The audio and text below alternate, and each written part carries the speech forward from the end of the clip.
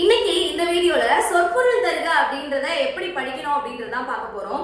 சொற்பொருள் தருக அப்படின்ற இந்த டாபிக் நீங்க 6th ல இருந்து 12th வரைக்கும் இருக்கக்கூடிய எல்லா சொல்லும் பொருளுமே நீங்க படிக்கிற மாதிரி இருக்கும்.